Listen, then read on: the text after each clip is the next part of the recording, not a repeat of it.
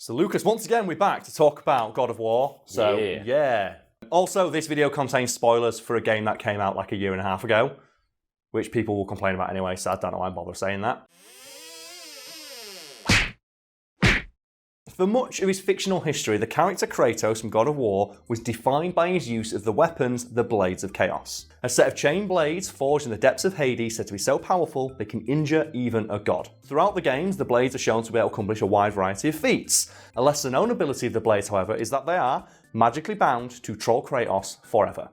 So the Blades of Chaos, they're just so fucking cool, Karl. Yeah, they defined the character of Kratos for many, many years. And in the games they come from, it's like, oh, these are the strongest things ever forged. I mean, they just tear everything apart, Karl. Like, the God of War himself made these in Hades. Like, these things are baller as fuck. Within the context of the games, if you're not familiar with God of War, they are only bestowed upon a champion of Ares, which Kratos is in the first couple of games, and they're a weapon that signifies their oath of servitude to the God of War, and as a result, they are magically seared onto the forearms of the individual. Initially, Kratos didn't mind this because, yeah, one, he's like a huge, big, buff, 7-foot-tall Spartan soldier, and two, they bestowed him with the kind of power that allowed him to slaughter entire armies on his own.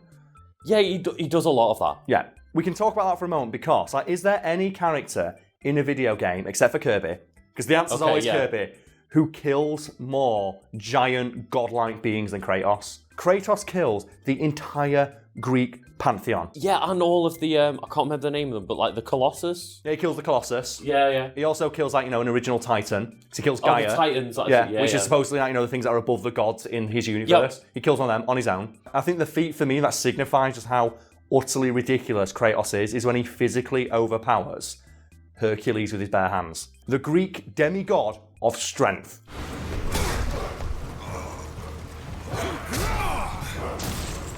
And then he, like, you know, beats up like Zeus with his bare hands. Literally his bare hands. Yep. Forever. Because that scene goes on forever if you keep pressing circle, which I did when I played that game. Oh yeah, because it doesn't matter like how long you keep pressing that for. You'll keep punching Basically, Zeus forever. just let your rage out. Yeah.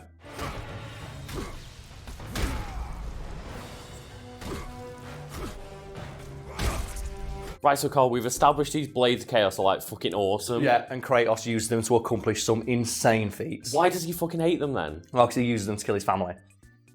Oh. Yeah, well, that's like the whole crux of God of War. Like, if people haven't played the game, the reason Kratos, so you can see a picture of him, he's like white. Like, he's a Greek dude. He's a Spartan soldier. That's the ashes of his family, I was going to say they're just spread across his skin as a reminder of what he did. It is like a curse by the gods as a permanent reminder of the time he killed his family, and that for me is what makes Kratos a completely like irredeemable character, because the whole crux of his character is, oh, the gods tricked me into killing my family. I'm mad at the gods for doing this. Like, so it would have been fine if it would have been someone else's family, because they specifically made you kill your own family.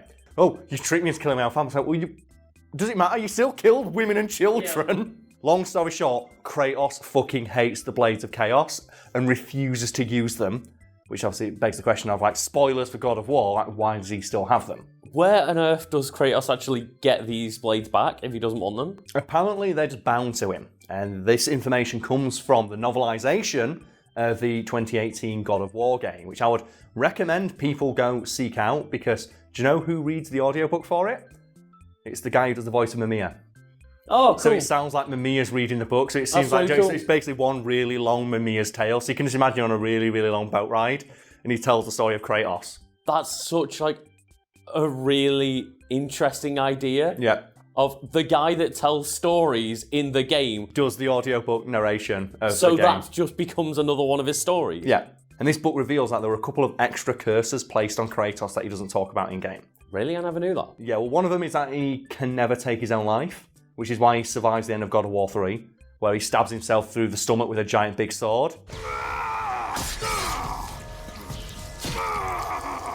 And the gods have cursed him to never be able to take his own life, and obviously because it's Kratos, no one's going to beat him. Yeah. And also, as well, do you think Kratos is going to lie down and let someone kill him?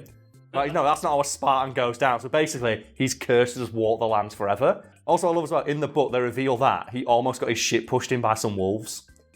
Some wolves? Yeah, some regular bitch-ass wolves nearly killed Kratos, a guy who beats titans. And gods, like, yeah. Like it's nothing, and he's saved by Faye. And that's how he falls in love with Faye. because she saved him from some wolves. He fought the god of death to like a physical stalemate and ripped his head off, and then a wolf nearly gets him. Like, how bad are the wolves in Norse mythology? Oh my god. And another curse revealed in that book from the gods as the last fuck you to Kratos for ruining Greece is that you can never be rid of the Blades of Chaos. And apparently he wakes up after stabbing himself in the gut, realising he can't die, and the blades are just there. Oh, they just turn up. And he goes on an adventure to try and get rid of them because he doesn't want to be reminded of the things he used to kill his family. And it actually gets kind of hilarious because, like, first he just tries leaving them and then they just keep being there. Just there, in, like, his peripheral at all times. And then he goes to the top of the biggest mountain he can find and throws them off, thinking, I'll be rid of him. And a freak gust of wind blows them back. It's like, I'm talking about, this is how, like, some Looney Tunes shit happens. Thing is, as well, I just love the idea that between games, the entire journey between that, God of War 3 and the new God of War was just him trying to get rid of the fucking Blades of Chaos. And they keep coming back. Another one is that he goes into the middle of the ocean thinking, well, like, you know what, I killed Poseidon, so the ocean can't get me, so he throws him into the ocean, and then a 40-foot wave comes out of nowhere, washes him ashore, and he drowns him, and he wakes up thinking, well, at least the blades are gone, looks up on a rock, just waiting for him. And he's like, oh, for fuck's sake, I can't go do it. And then he decides, well, if I can never get rid of them, I'll just hide them. Yeah. And that's why they're under his bed in the game. Which is obviously, it's a big plot hole, I guess, that people are confused by. Well, he hates these things, why does he still have them? But I like to think now that he actually didn't put them there. It's just like he tried to get rid of them and they just magically appeared under his bed. Which, could have been a thing that happened. It could have been, from the sounds of it. I just love the idea of this. Kratos spent several years just throwing these blades away and he turned around and was there. Just constantly. And then, I guess, I don't know whether it's ironic or not, that the next weapon that he gets called back to him at all times.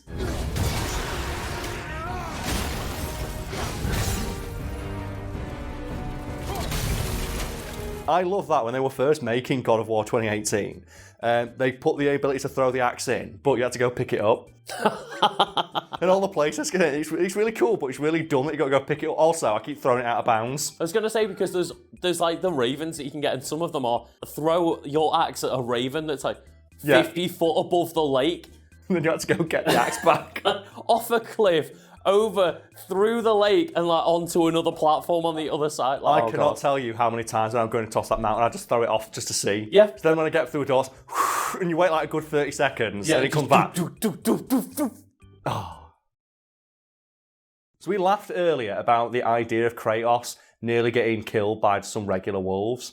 But I recently completed all of God of War and then replayed it again on the Give Me God of War difficulty. That is not out of the realm of possibility because that first fight on that difficulty, I died. I was wearing, end game, I'm wearing the armour of the Valkyries, which I ripped off of the Queen of the Valkyries' own corpse, which I killed with my bare hands. I'm wielding a fully upgraded Leviathan Axe. And the first drower I fight killed me in one hit.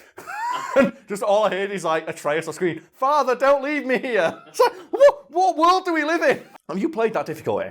No, but you showed me like briefly. Yeah, I showed you one fight, and it's like, oh yeah, here's like one mob of enemies. Oh, I'm going to take one hit. Ugh, Kratos. It was literally, Kratos comes up against 3 basic enemies. Oh, Karl died. Oh no. In that vein, is there any game you've played where it's like hard mode just completely took you by surprise with just how fuck you difficult it was? Because that's like the first time in a while where I've played a game where it's one of those games.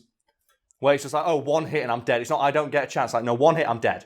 Yeah, one that was really bad was like the new Wolfenstein games. Is it, oh god, is it like Call of Duty on veteran difficulty? It's worse. Oh, nothing can be worse than that though. Karl, it's worse. How can it be worse? Because in that game, enemies spawn infinitely.